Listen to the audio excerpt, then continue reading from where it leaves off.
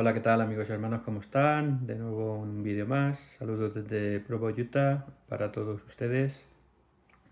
Hoy traigo un tema que me apasiona, de nuevo, tema sobre la veracidad histórica del Libro de Mormón como un registro antiguo, no como un invento del siglo XIX, que tanto se le acusa. Y hoy vamos a ver algunos temas interesantes que prueban esa veracidad histórica como un registro antiguo. Como he dicho, el Libro de Mormón es la palabra de Dios, pero sin ser un libro histórico tiene un contexto, un entorno histórico del cual podemos extraer ciertas eh, circunstancias, cualidades o hechos o datos que nos pueden ayudar a demostrar si realmente es un libro antiguo, de hechura antigua o no lo es.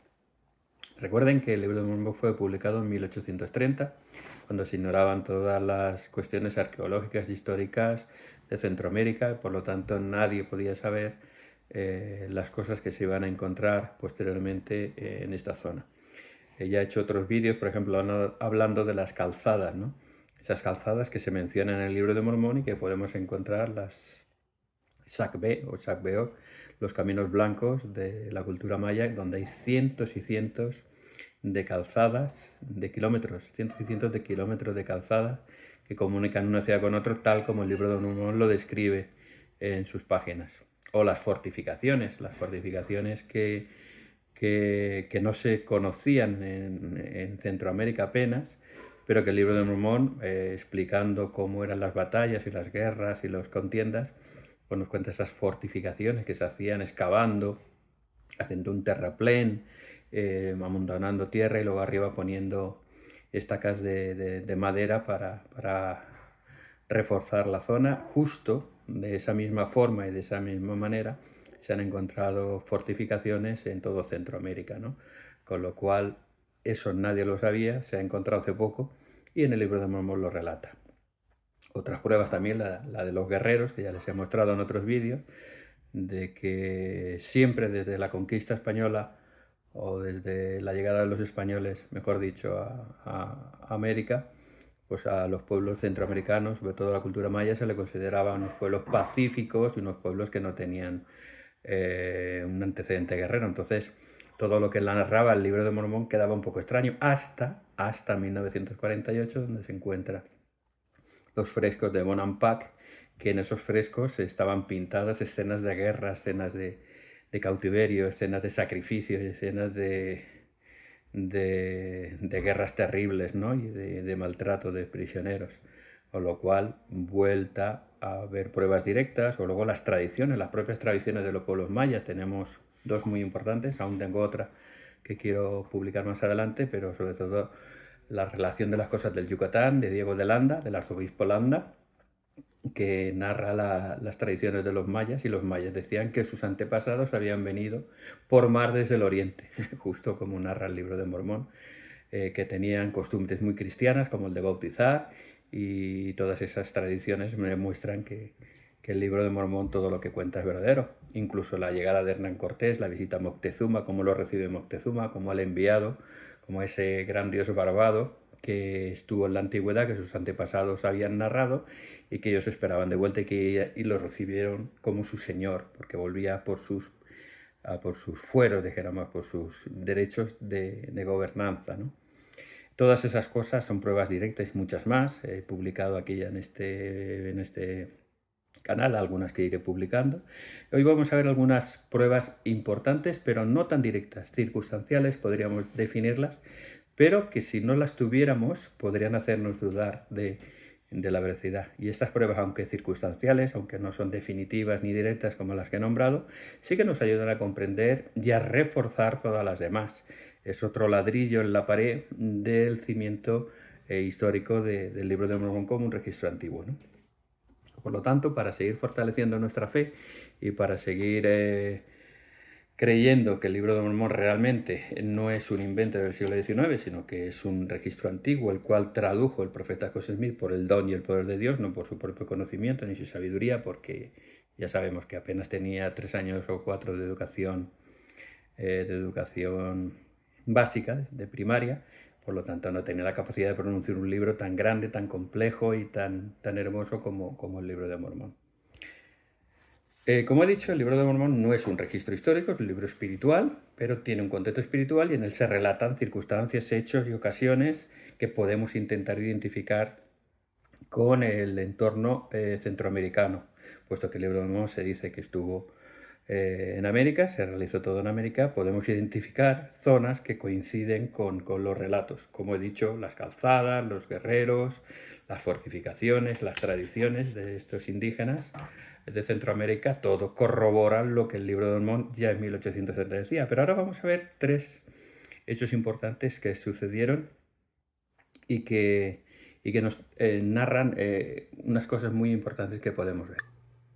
Pues como decía, vamos a ver una serie de hechos catastróficos que pasaron en el viejo continente, en el nuevo continente, en las Américas, a la época de la muerte de Cristo. Los habitantes de América, tal como se relata en el Libro de Mormón, tenían profetas.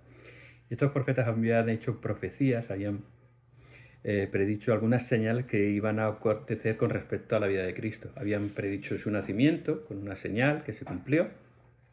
Luego habían previsto unas señales a la muerte de Cristo. Igual que en el antiguo mundo hubo unas horas de tiniebla, un terremoto y el velo del templo se rasgó, en las Américas sucedieron unos hechos al momento de la muerte de Cristo que fueron realmente catastróficos y que vamos a intentar identificar a ver si realmente Centroamérica podría ser el lugar donde sucedieron estos acontecimientos. Vamos a leerlos y en Tercer Nefi 8, el 5 al 18, y luego leeremos el 20 y el 23. Y vamos a ver si podemos identificar todas estas circunstancias con un lugar concreto, si ese lugar podría tener las circunstancias y las características para que estos hechos sucedieran. Entonces vamos a ver esas 3 características y vamos a ver si se cumplen. Vamos a leer primero lo que sucedió. Tercer Nefi 8, desde el 5 al 18. Sucedió que en el año 34, en el cuarto día del primer mes, se desató una gran tormenta, como jamás había conocido toda la tierra. Hubo también una grande y horrenda tempestad, y hubo terribles truenos de tal modo que sacudían toda la tierra como si estuviera a punto de dividirse. Y hubo relámpagos extremadamente resplandecientes como nunca se habían visto en toda la tierra. Y se incendió la ciudad de Zarahemla, y se hundió la ciudad de Moroni en las profundidades del mar, y sus habitantes se ahogaron. Y se amontonó tierra sobre la ciudad de Moronía, de modo que en lugar de la ciudad apareció una enorme montaña. Y hubo una destrucción grande y terrible en la tierra del sur. Pero aquí hubo una gran destrucción mucho más grande y terrible en la tierra del norte. Pues aquí toda la faz de la tierra fue alterada por causa de la tempestad, los torbellinos, los truenos, los relámpagos y los sumamente violentos temblores de toda la tierra. Y se rompieron las calzadas y se desnivelaron los caminos, y muchos terrenos llanos se hicieron escabrosos. Y se hundieron muchas grandes y notables ciudades, y muchas se incendiaron, y muchas fueron sacudidas hasta que sus edificios cayeron a tierra y sus habitantes murieron, y los sitios quedaron desolados. Y hubo algunas ciudades que permanecieron, pero el daño que sufrieron fue sumamente grande y muchos de sus habitantes murieron. Y hubo algunos que fueron arrebatados por el torbellino. Y así quedó desfigurada la superficie de toda la tierra por motivo de las tempestades, los truenos, los relámpagos y los temblores de tierra. Y aquí las rocas se partieron, fueron despedazadas sobre la superficie de toda la tierra, de tal modo que se hallaron hechas pedazos y partidas y hendidas sobre toda la faz de la tierra. Y luego el 20 nos dice, y sucedió que hubo una densa oscuridad sobre toda la faz de la tierra, de tal manera que los habitantes que no habían caído podían sentir el vapor de tinieblas.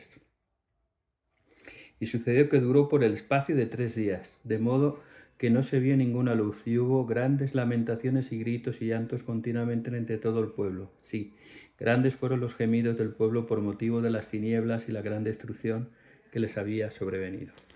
Aquí podemos ver, identificar terremotos, temblores de tierra, relámpagos, grandes vientos y una densa oscuridad que duró 3 días. Vamos a ver, y una gran destrucción en toda la tierra y un gran cambio por cataclismos. Podríamos identificar entonces huracanes, podríamos identificar tempestades, podríamos identificar terremotos y podríamos identificar vapor de tinieblas, oscuridad, que podríamos identificar con cenizas volcánicas, ¿no? Es prácticamente lo que se hace en una erupción volcánica. Una de las consecuencias normalmente son grandes cantidades de ceniza que a veces se quedan en suspensión y tapan el sol y hay tinieblas durante mucho tiempo hasta que se disipan todas esas cenizas. Vamos a ver si en Centroamérica podríamos encontrar alguna de estas tres cosas que estamos mencionando. Vamos a ver primero. ¿Sería Centroamérica lugar adecuado para ello? Pues vamos a ver primero este mapa. Este es el mapa de huracanes en la Tierra. Vemos que las dos grandes zonas de huracanes o ciclones, huracanes se llaman en América, ciclones en el sudeste asiático, básicamente. Y las dos grandes zonas de huracanes y ciclones precisamente son Centroamérica y el sudeste asiático. Como estamos hablando de América, pues Centroamérica justo quedaría en la posición perfecta para sufrir esta serie de cataclismos catastróficos relacionados con tempestades, con vientos huracanados, con relámpagos. Fíjense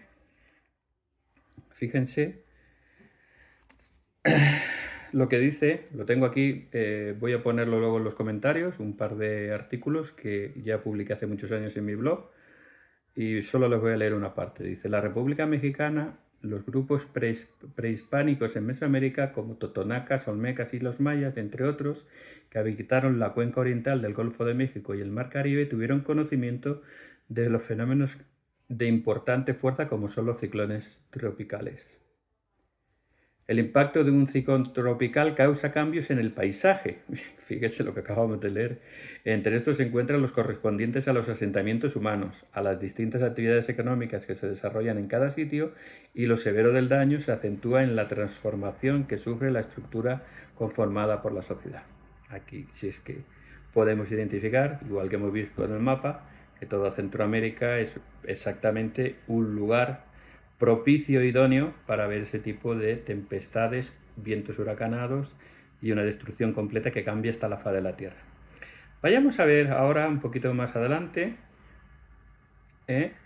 lo que son los volcanes. Hay volcanes que puedan tener una erupción volcánica, que puedan hacer una erupción que produzca estos daños catastróficos, estos temblores, estos terremotos y estas cenizas o vapor de tinieblas que cubran la faz de la Tierra y durante 3 días se impida ver prácticamente nada.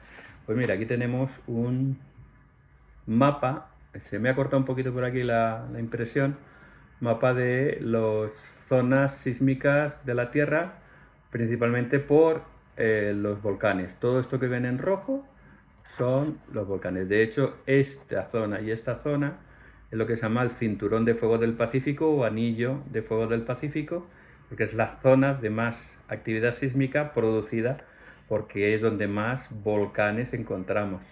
Entonces, si vamos a Centroamérica, sería una zona ideal, porque esa zona, para lo pequeñita que es, tiene una concentración elevadísima de volcanes. Así es que de nuevo volvemos a identificar Centroamérica. Hay más zonas, ¿no? Lo que sería inconcebible es que en Rusia se desarrollara el libro de Mormón o en África, porque no es zona ni de vientos, ni de terremotos tan brutales, ni de erupciones volcánicas tan grandes. De hecho, en Europa también las hay, pero son más esporádicas. Esos terremotos son más esporádicos porque no hay una actividad sísmica volcánica tan grande o tan importante, ¿no? Han habido grandes, claro, cataclismos como el de Santorini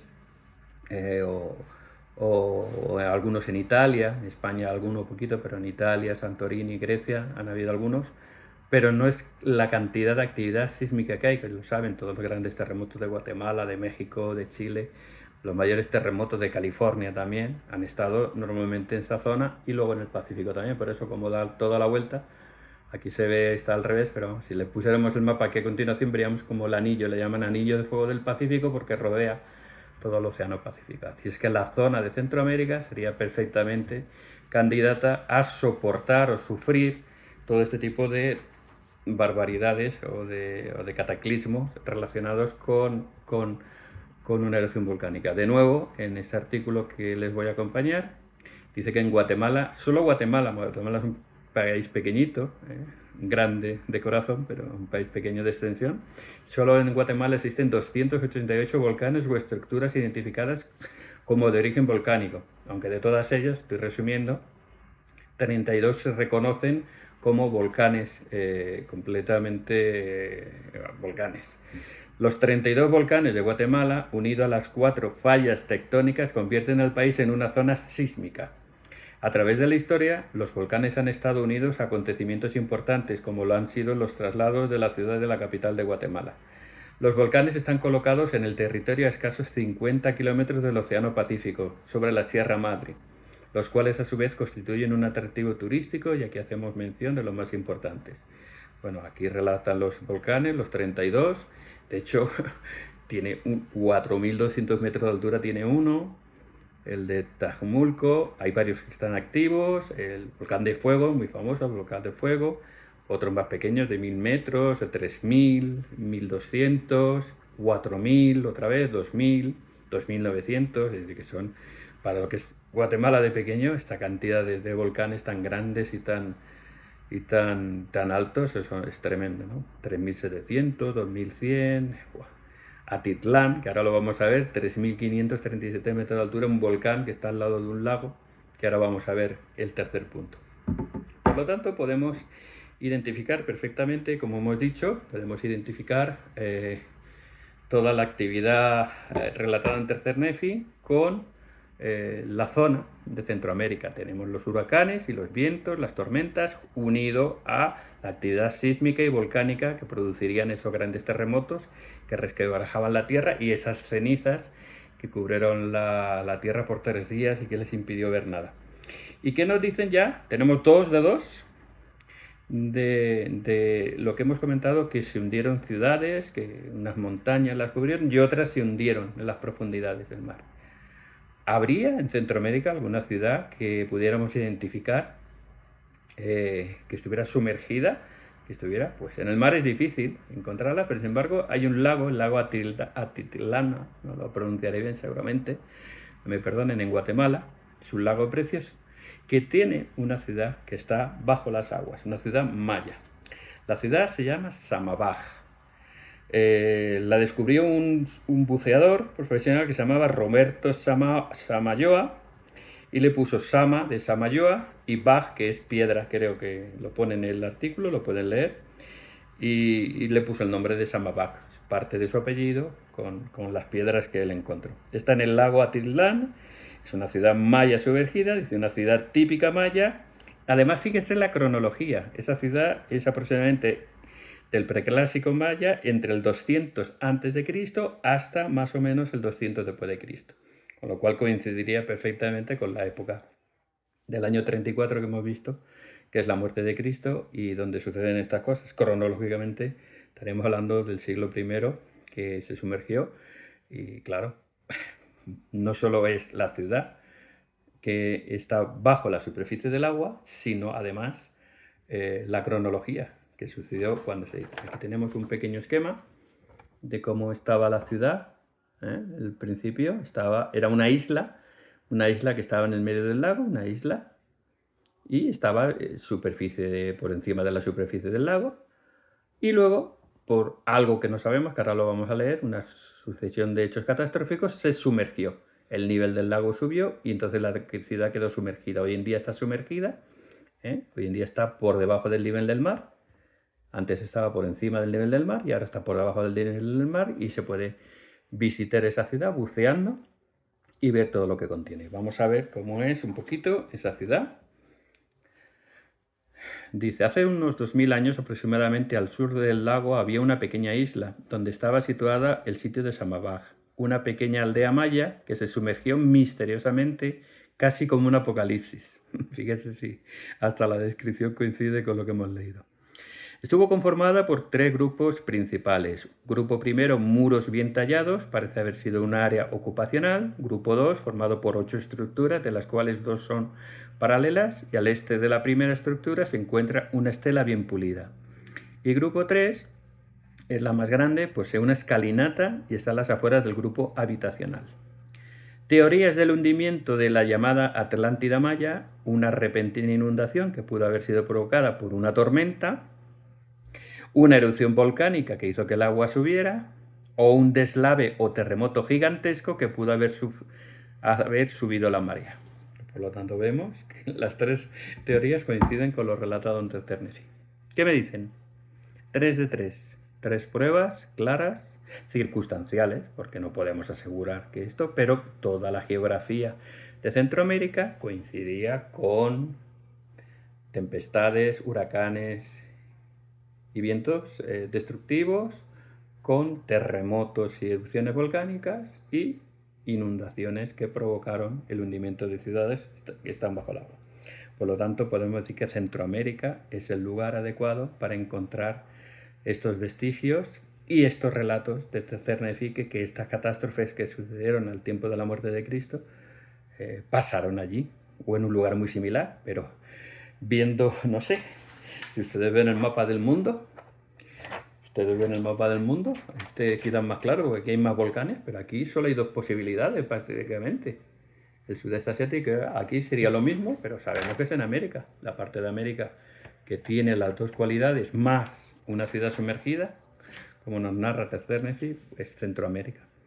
Con lo cual, nuestros amigos de México, Guatemala y alrededores son los candidatos perfectos a ser la zona donde se desarrollaron principalmente, porque luego hay muchos más, no nos centramos solamente en una zona y decimos que los demás no, la influencia, la cultura, el Evangelio de Cristo en las Américas se extendió por todo el continente. Hay muestras esporádicas o sueltas en todo el continente. Podemos encontrar registros y podemos encontrar pruebas, pero el centro, lo importante, el núcleo donde se desarrolla toda la actividad que narra el Libro de Mormón, perfectamente podemos decir que es Centroamérica, y yo creo que la mayoría de personas podemos estar de acuerdo con ello, y es una gran prueba de la veracidad histórica del Libro de Mormón. Creo que esto, con todas las demás pruebas que ya he presentado y las que presentaré en un futuro, son pruebas irrefutables de que el Libro de Mormón es un libro antiguo, traducido por un profeta moderno en el siglo XIX, pero de factura antigua. Es un registro antiguo. Solo me quedaría añadir que el Libro de Mormón es la palabra de Dios. Cualquier persona que lo haya leído con fe testifica de que junto con la Biblia es la palabra de Dios, que tiene rasgos similares a la Biblia porque son profetas profetizando, enseñando de Cristo, hablando del plan de salvación, hablando de los mandamientos, llamándonos al arrepentimiento, invitándonos a aceptar a Cristo y cambiar nuestra vida. Y por lo tanto esa estructura, que algún día hablaremos de esa estructura y de los autores y los escritores, los que aparecen como escritores del Libro de Mormón, que ayer estaba escuchando un vídeo y son 19 estilos diferentes de escritura. ¿Cómo podía una persona inventar el siglo XIX un libro y poner 19 formas diferentes de escribir, 19 autores diferentes? En fin, solo quiero testificar de que el Libro de Mormón es la palabra de Dios y que les invito a conseguirlo. Pueden ir a la página veniracristo.org y allí pueden encontrar información de la Iglesia de Jesucristo y pueden conseguir un ejemplar gratis para leerlo y para disfrutarlo. Que Dios les bendiga.